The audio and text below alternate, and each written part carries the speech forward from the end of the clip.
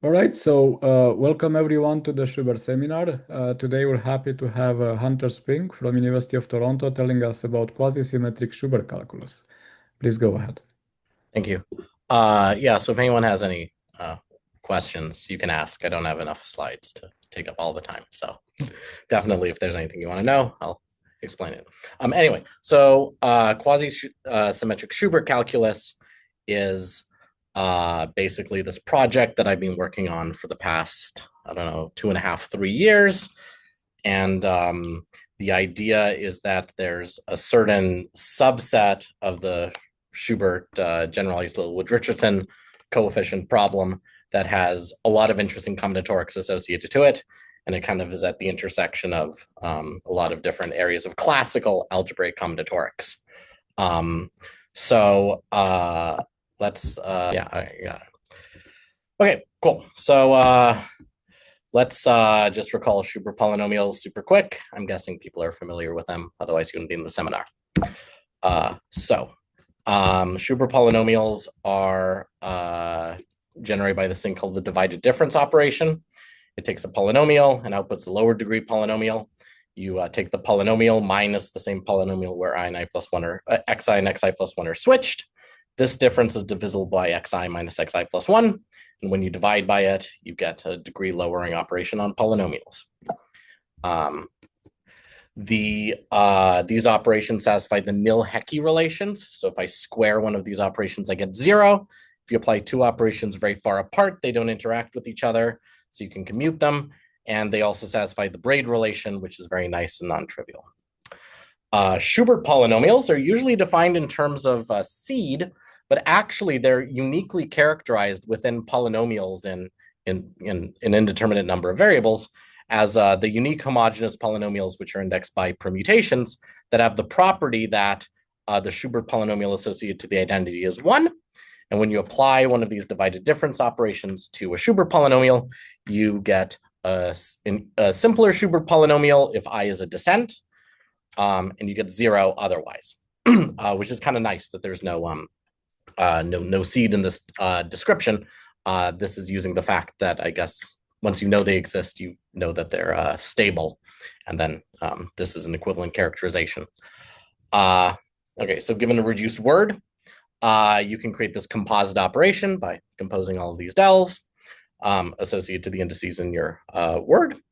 And then there's this very nice duality that these operations have with the Schubert polynomials, which is that when I apply one of these operations to a Schubert polynomial and take the constant term, you either get 1 or 0. So here f0 is plug in 0 into all the variables, so it takes the constant term.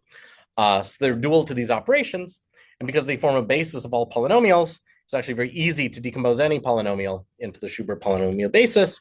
You can just apply these magic operations to f, take the constant term, and you get what you get. Right, so what Schubert polynomials are we going to be looking at today? So recall the generalized Littlewood Richardson coefficients are the structure constants for Schubert polynomial multiplication. And of course, they're non-negative for geometric reasons. And the whole game of Schubert calculus is to show they're non-negative for combinatorial reasons. And most of the time, they fall into two categories of being trivial to show that they're at least 0 because they're like equal to 1 or equal to 0 or equal to something that's like very simple, or it's just totally impossible because there's no techniques at all for generally showing these coefficients are non-negative for combinatorial reasons. So the idea that I guess, I mean, this is a post hoc idea, of course. I'm not smart enough to have come up with this idea and then use it to guide what I'm doing, but the idea that will motivate this by is the geometry of Richardson varieties in the flag variety. Tell us that if we want to find combinatorially interesting coefficients, we actually shouldn't try and fix u and v and then vary w, but rather we should fix u and w and try to vary v. And the point is that there are ways of computing these structure constants for fixed u and w that depend on the structure of the Bruhat interval from u to w as for different v's. So if we find the maximally interesting Bruhat intervals to study, we get the most interesting combinatorics associated to the coefficients, which is a nice idea, but which random intervals are going to be interesting? So it turns out that there's a broad class of like very non-trivial intervals that come from this thing called Coxeter-Catalan combinatorics. So here's a weird definition. We're going to say that a permutation is a standard Coxeter element if you get it by multiplying all of the simple transpositions, the ones that switch I and I plus 1, each exactly once in some order. This is always a cycle. Not all cycles show up like this. Only 2 to the n of the cycle, 2 to the n minus 1 of the cycles show up like this.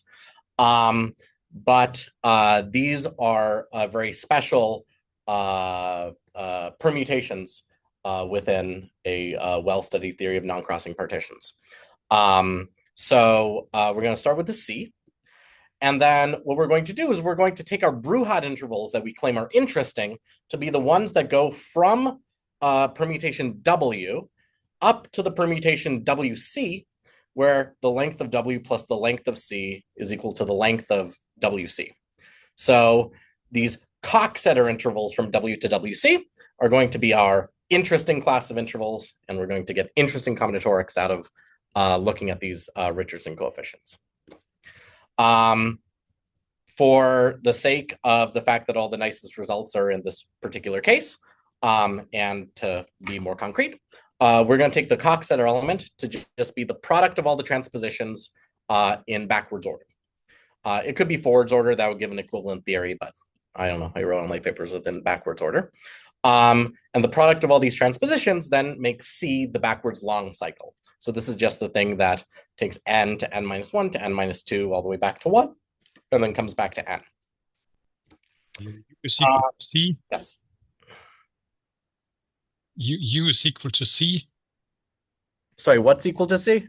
Your U and the coefficient in your box, the coefficient. No, so the U is going to vary. So C is going to be, so W and C are going to be fixed, and then we're going to be varying U in this structure coefficient WC, W comma U. Okay. Right.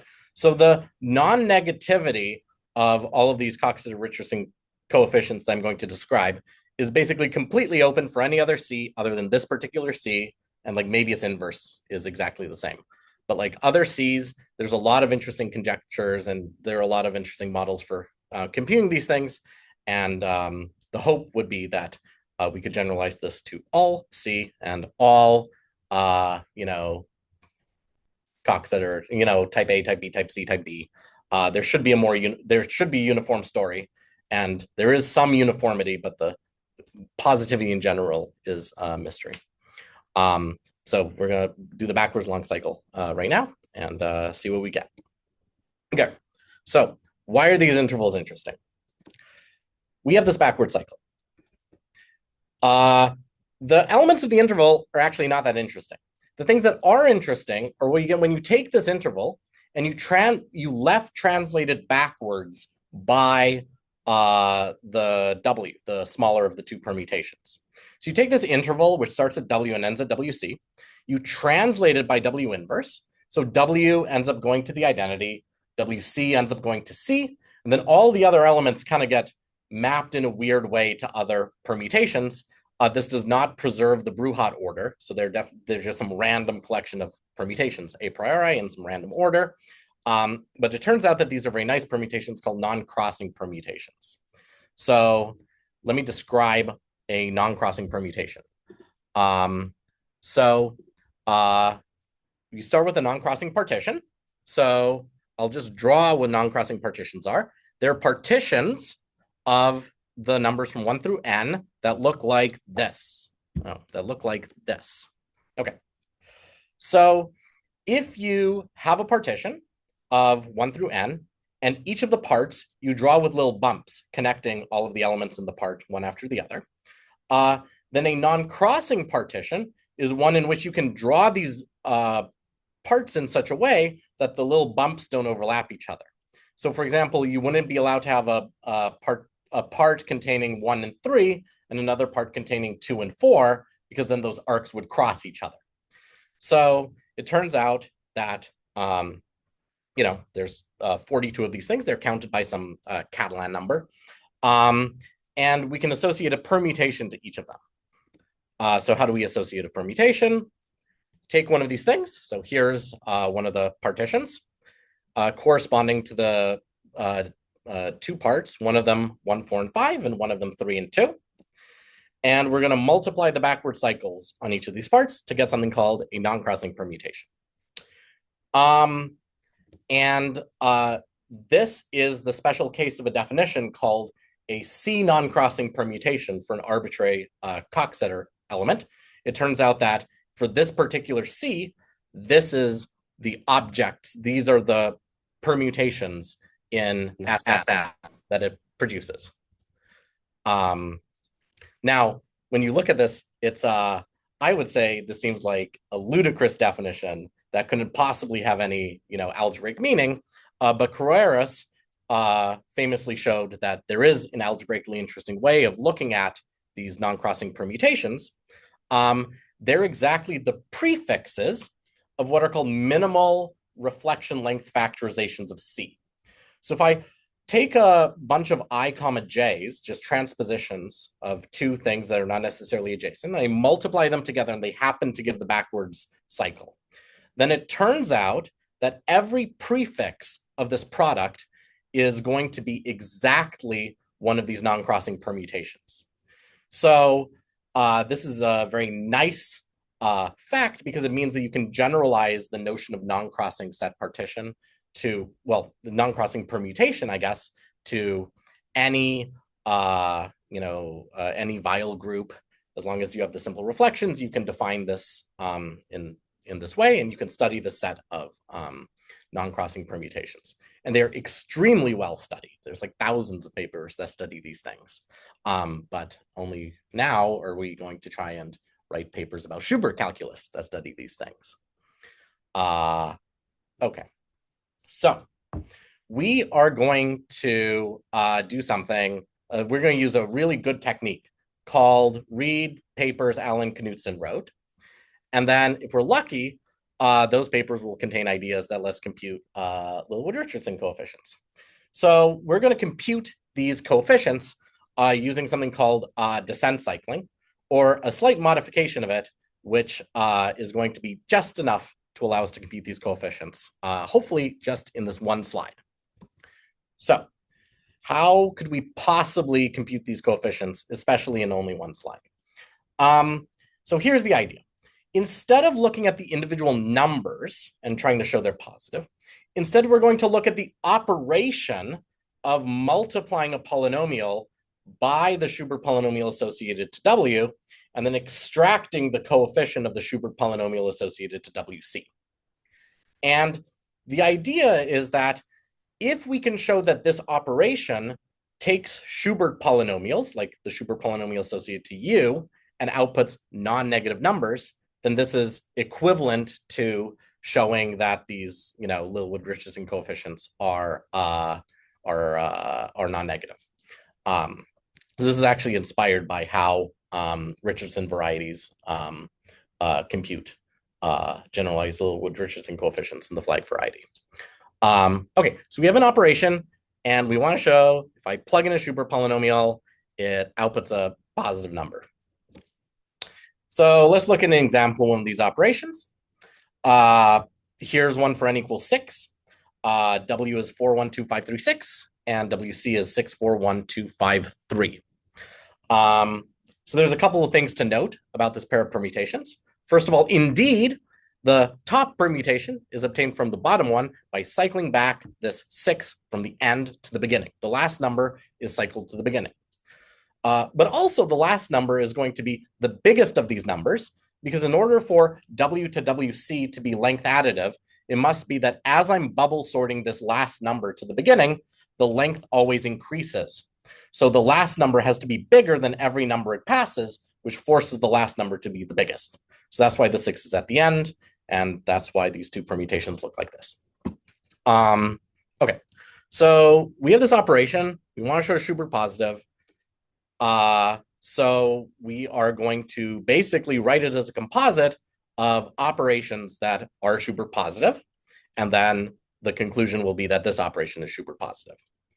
So combinatorially, we need an operation which inserts a 1 into a permutation in one-line notation. So concretely, what it does is you take your permutation in one-line notation, like 3, 1, 4, 2, 5. You increase all of those numbers by 1. So it'd be 4, 2, 5, 3, 6. And then you're like, oh, I'm missing a 1. And then the index of epsilon tells you where to stick this 1 in. So this takes permutations in Sn minus 1 and produces permutations in Sn. And notice that every permutation in Sn actually is in the image of this map, because you just look at where, well, for some I, because you look at where the 1 is, and that tells you that it's epsilon I of the permutation you get by deleting that 1, and then deleting all of the, and then subtracting all of the 1 from all the other numbers. Okay, so this is an example of a pattern map on permutation groups. Okay, so related to this operation is going to be what initially might look like a very boring operation. This operation, though, is very interesting. And to emphasize how interesting it is, I'm going to give it the name of two people. We're going to call this the Bergeron-Sottile operation, Ri of F. And this is a special case of a pattern map that Bergeron and Frank Sottile studied in the early 2000s on flag varieties. And this is a very special case of that. And what it does to a polynomial is you set a variable to 0. And then you reindex all of the other variables back by 1. And that reindexing is going to be very important. It's the reindexing that makes this a non-trivial operation. But, you know, it seems kind of silly I'm going to say anything interesting about this operation because it just sets something to 0. Okay, so the descent cycling, the first way that you can try and simplify these operations is if you have a descent in the bigger permutation and an ascent in the smaller permutation, then you can simplify the bigger permutation, and this will pop out a del I from the operation. And this is actually completely trivial to show, because what happens is you take this del V operation and you write it as del VSI times del I. And then the point of this ascent condition on U is that the del I is then going to commute with the Schubert polynomial associated to U, because it's symmetric in those the variables xi and xi plus 1. So this is just a very simple transformation that can simplify these operations and make simpler ones. Of course, you know, this can't be the only trick we have to simplify these operations, because otherwise the generalized Littlewood Richardson coefficient question would be very easy. So it turns out if you keep applying this, you eventually get stuck, and then there are no, you know, shortcuts anymore. But if you can do this, this is great. So step 1, very easy operation you can do. The other interesting thing you can do, and this is like the modification of the descent cycling trick. So the first fact is basically the content of descent cycling. It's a little bit more general than that, but that's basically it's this trick applied over and over. The second point is the extra juice that we're going to need in our case, which says that if the top and bottom permutations have a 1 in exactly the same location, then you can strike that 1 out, decrease all the numbers by 1, and pop an Ri operation out. So this Ri operation is related to this phi operation applied to a pair of permutations where the 1 is in exactly the same position. And notice for our, our phi that we want to, our W and WC, the 1s are almost in the same position. Anyway, so the last thing we need is that Ri is a Schubert positive operation. It turns out you can actually compute it in terms of the Pieri rule, what happens when you apply it to a Schubert polynomial. All right, so let's now show that this is Schubert positive. So what we're going to do is we're going to notice that the ones initially are almost in the line to apply the second trick, but they are offset by 1. But luckily, we can apply the first trick to move the 1 in 6, 4, 1, 2, 5, 3 over to so this 1 over here. We can move this 1. We can swap it with this 4 using the first trick, and that pops out this del 2. And then the 1s are in the same position, so we can use the second trick to get rid of those 1s and reduce our problem to a simpler one with permutations in a smaller Sn. And now something very nice happens, which is that we're in exactly the same position after applying this trick once as we were originally. So we can apply this trick again. The 1s are offset by exactly 1. We can pop out del 2 in this case. That allows me to swap this 1 and this 3. And then the 1s are now in the same location, so we can delete it and simplify further. So we do this over and over again, and eventually we get just f0, take the constant term of a bunch of r's and dels, r1 del 1, r1 del 1, r3 del 3, r2 del 2, r2 del 2. Okay. And this is kind of the start of the quasi-symmetric Schubert calculus story, is that we see that the question of computing these Littlewood-Richardson coefficients is tied up in this particular operation we get by composing the del I operation of Schubert calculus with the Ri operation of Bergeron-Sottile. So maybe this operation that I'll call Ti is interesting. Maybe it's interesting. Maybe. Okay, so how could we show this is interesting? So we have this operation that sets the variable to 0. The trimming operation, or quasi-symmetric divided difference operation, we're going to define by one of the following equivalent ways. You can apply Ri to del I, or you can apply Ri plus 1 to del I, or just directly, you can either set the I plus first variable to 0 or the ith variable to 0, and then those two substitutions are related by the fact that their difference is divisible by xi, and you can just directly divide by it. Okay. These operations are the backbone of the quasi-symmetric Schubert calculus. These operations have a very interesting property.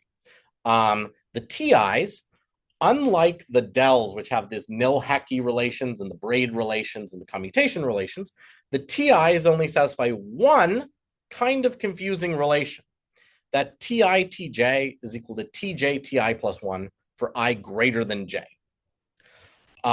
So it's confusing because the variables get re-indexed as you apply these relations. So it's actually extremely difficult to keep track of the combinatorics of applying these relations if you do it, purely, algebraically, just by writing these down.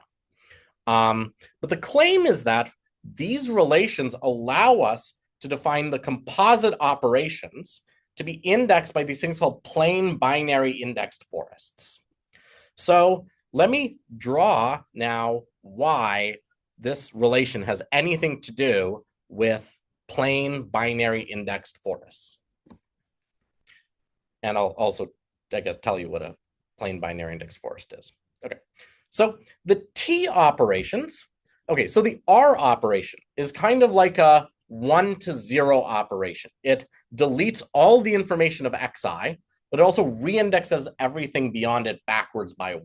So it takes n variables and reduces it to n minus 1 variables in a way that kind of obliterates xi. Del I is a 2 to 2 operation because you apply it to a pair of variables xi and xi plus 1, and then it messes with those without altering any of the other variables. It doesn't touch them. So Ti, this composite, is going to end up being a 2 to 1 operation. So how we're going to view this is we're viewing like the polynomial is being inserted in like up from the ground, and then I'm going to draw diagrammatically these operations acting on pairs of variables. So here we see when we do T4, T2, T2 is going to act on the variables x2 and x3 and not really do anything else to the other variables except reindex them. It's going to take these two variables and it's going to do some algebraic operation and produce some result. So it's going to be produce this it takes these two inputs and produces one output, but then it reindexes everything beyond that point. So when I do T4, T2, now T4 is actually being applied to what was originally the 5, 6 variables, but they're now the 4, 5 variables. So similarly, when I do T2, T5, now T5 goes first, and it reindexes everything beyond 5, but now it didn't reindex 2 and 3, so T5 got applied, and then T2 got applied. So the idea is that if I apply a sequence of these operations, what you're going to see is some kind of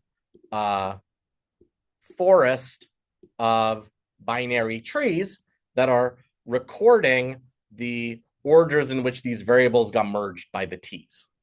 And these Thompson monoid relations that are basically the generating relations of the Thompson group say that if these relations hold true, then these forests of binary trees encode all the information about the operations.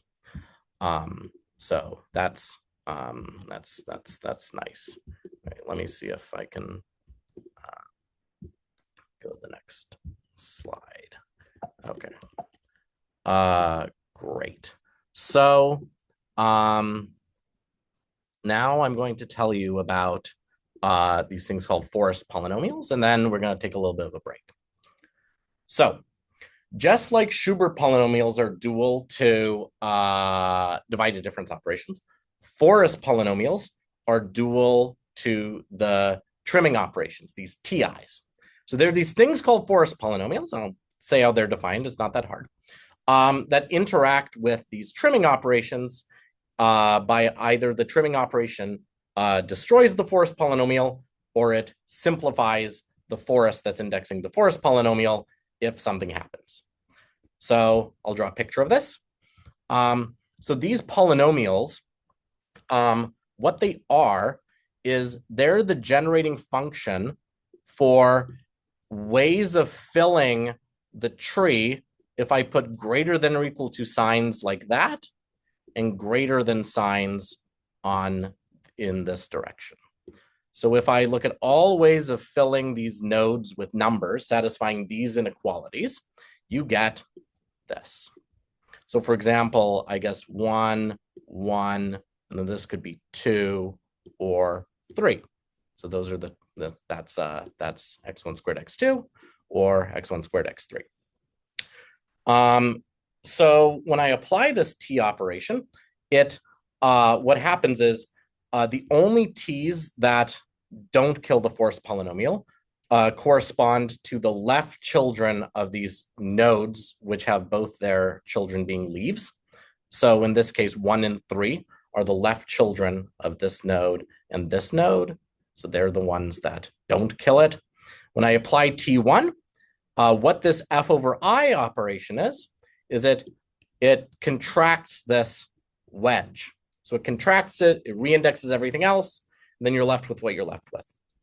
And the fact that these operations satisfy these Thompson monoid relations is kind of, we can see that here, that when I apply T3 and then T1, I get the same force polynomial as if I apply T1 and then I apply T2. So these force polynomials, very nice. They have this nice interaction with these T operations.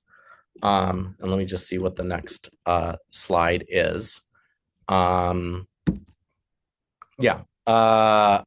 finish with this slide then before the break. So analogous to the Schubert polynomials, we have these extraction operations that when I apply them to a force polynomial, it gives me 1 or 0. And so we can very nicely decompose any polynomial using these extraction operations. So if we think about our original question of computing this number, this was obtained by applying this operation to the Schubert polynomial, which was obtained by applying this crazy operation applied to the Schubert polynomial. But then we gave each of these things names. And then we combined all of these t's into one operation. And that's the coefficient of the forest polynomial when you decompose the Schubert polynomial into these forest polynomials. So in this case, this forest is this one, which I tried to draw in a way that shows that 2 was applied first, and then 2, and then this is now the third merge, surprisingly, and this is 1, and this is 1. This is 2, 2, 3, 1, 1. Okay, so let's take a break now, and then when we come back, I'll tell you about quasi-symmetry and some of the geometry associated to this. Very nice. Yeah, so let's take a break, let's say 3 minutes until 5:05.